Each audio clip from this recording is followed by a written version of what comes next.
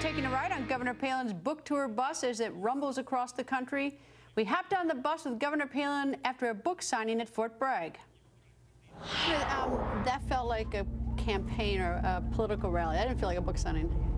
Oh, it just felt like a great opportunity to honor our troops and for them to be able to tell me a little bit in just a couple of seconds there what they're expecting with their government, and I heard a lot from them. It was a great opportunity. What, some of them give you any advice? No, they all give me advice. Yeah, a lot of them do, and it's all good. And it's keep up the faith, fight hard, not necessarily, suggesting that I need to do something with the title or to run for office, but just, really seeking some hope and wanting to know that people are looking out for them.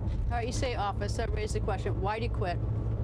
Oh, this was the best thing for the state of Alaska, was be able to progress a conservative agenda up there without the distraction that this new normal in Alaskan politics had become, where every time I turned around, Greta, you saw that I was hit with some kind of lawsuit or frivolous ethics violation charge, and that was prohibiting my administration from doing the work for the people. It was costing the state millions of dollars, thousands of staff hours to fight these frivolous, adversarial, opposition researcher efforts that were thrown at my administration while I was there. And I wasn't going to run again for governor.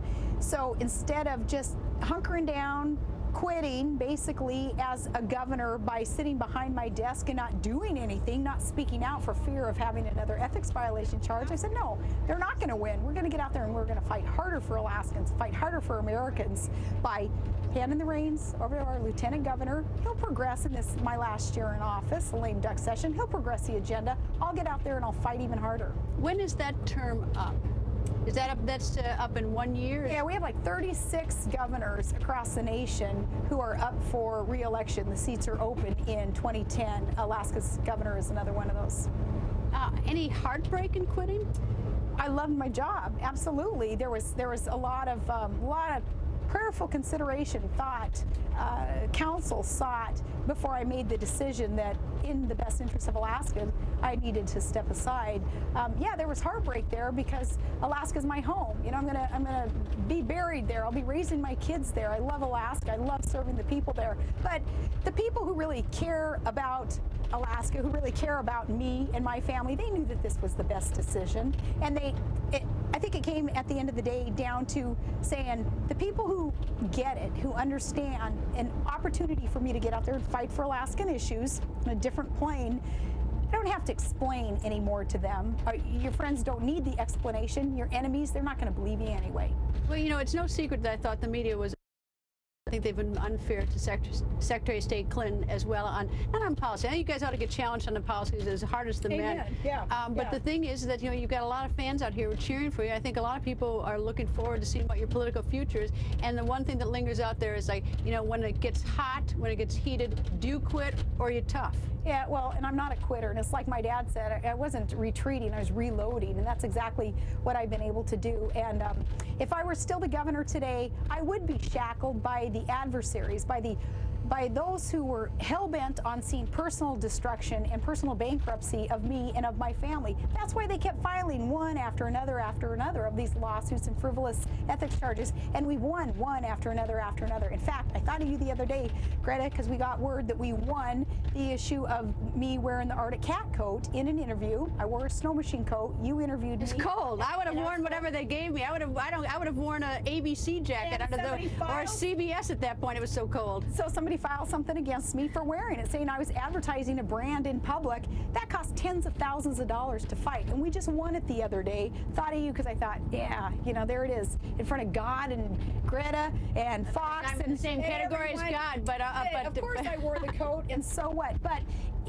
the politics of personal destruction, things like that I just went through for those months in Alaska. It's why good people stay out of politics. It's why good people say, I'm not going to put my family through that. I'm not going to offer myself up to be sacrificed like that, because you become ineffective if you start hunkering down and kowtowing to what they're going to do to you next. No, instead we were like, no, you're not going to win, you guys. We are going to get out there and we're going to fight even harder. Here's how we're going to do it. All right, there are a lot of people out there, you could tell, and I know that you have never said what your plans are in 2012. I'm not going to ask you because everyone keeps asking the same question. I've heard the same answer, that you have not made any decisions or anything. But a lot of people out there are pushing for you.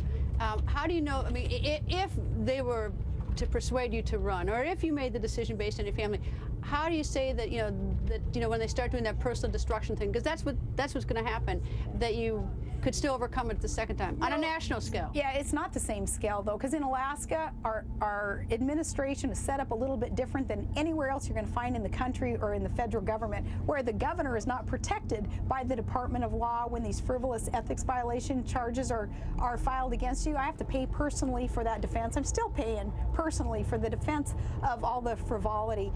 Those charges filed by fake people, a fake British soap opera actress filed something against me, and I'm still paying the bill to defend myself against stupid things like that. That's not going to happen elsewhere because, again, more and more people are realizing that things like that keep good people away from politics because they don't want.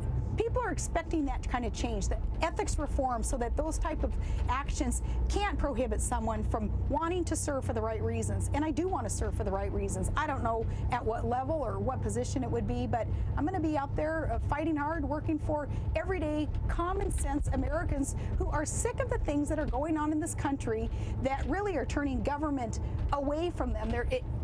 It's becoming more and more, Greta, where the American people are feeling like they have to work for government instead of their government working for them. I want to turn that around in whatever position I can. Well, what is it? I mean, it's when I've gone to these rallies and I was on the campaign trail, is the people are crazy about you. I mean, it's like the enthusiasm for you, and of course President Obama got enormous enthusiasm in his crowds too. But there are people out there that say, who are, I don't know what to call them, but they love you. No, it's not for me though. It's for a common sense voice that is speaking what they're wanting to hear, because it's what they're believing too. They're saying we need our economy back on the right track. We got to quit digging this hole of debt. We have to quit growing government.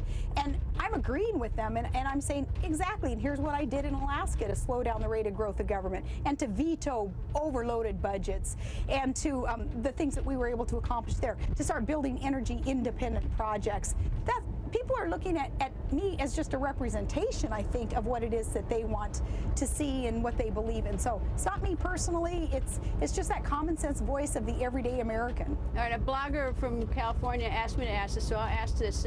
What didn't you put in the book, or what do you have to take out? You can't have a book that's 50,000 pages thick. Is there something that you would have liked to have included? Oh, that's a great question.